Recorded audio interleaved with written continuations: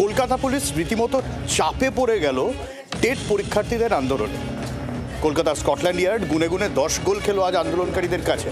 আজ বিধানসভার সামনে যখন হইচই চলছে এই নিয়ে, তখন অবশ্য কলকাতা পুলিশের মানবিক মুখও সামনে এসেছে। তবে গোটা বিষয়টা নিয়ে 2022-এর টেট উত্তীর্ণদের এই আন্দোলন নিয়ে সরকারকে দুষল বিরোধী শিবির নতুন করে। এগিয়ে আসছে ভিড়। তখনও কলকাতার ইডেন গার্ডেন্সের পাশে আকাশবাণীর সামনের রাস্তায় ব্যারিকেড বেঁধে চলেছে পুলিশ। আচমকাই যেন অগ্নিস্ফুলিঙ্গের মতো রাস্তার বাঁক থেকে বেরিয়ে আসে মানুষের দল। ভিড় ঠেকাতে এগিয়ে যায় মাত্র একজন পুলিশ। এবার আরো অবাক হওয়ার পালা। ব্যারিকেড দেখে ভিড় সোজা হাঁটা দেয় হাইকোর্টের দিকে।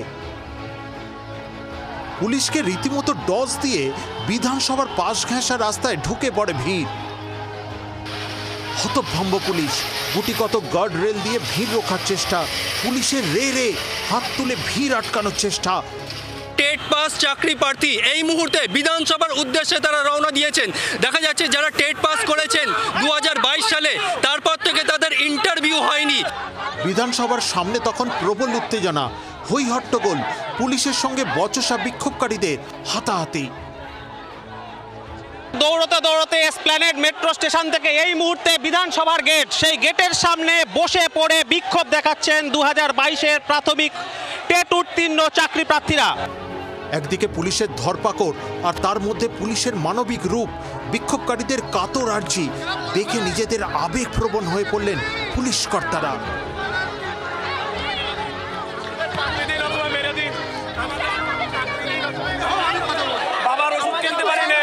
বাবার ওষুধ কেনার টাকা নেই, সামান্য টিউশন করিয়ে কটা টাকা ইনকাম হয় স্যার, আমাদের মেরে দেন স্যার, আর বেঁচে থাকার ইচ্ছা নেই।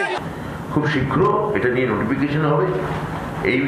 এই ধরনের 2022-এর প্রাথমিকে যারা এই আন্দোলন করছেন, এই আন্দোলনে এখন আর কোনো যৌক্তিকতা আছে বলে আমার অন্তত মনে হচ্ছে।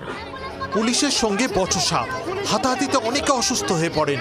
এরই মধ্যে পুলিশ ধরপাকড় করে বিক্ষোভকারীদের প্রিজন ভ্যানে তুলে দেয়। কত দূর পাঠাতে চাইবেন? যাবো কোথায়? কত দূর যেতে যাবেন? কত দূর পাঠাবেন? পারবেন? স্কুলে পাঠাতে পারবেন? স্কুলে পাঠাতে পারবেন কি?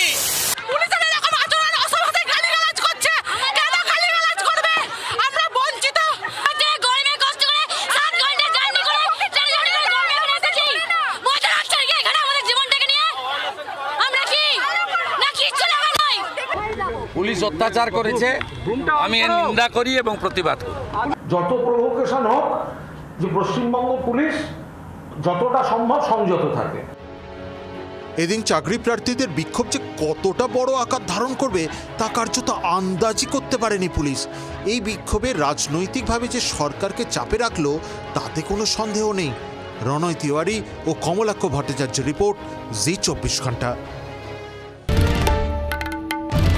বাংলার আওয়াজ, বাঙালির আবেগ, জি 24 ঘন্টা।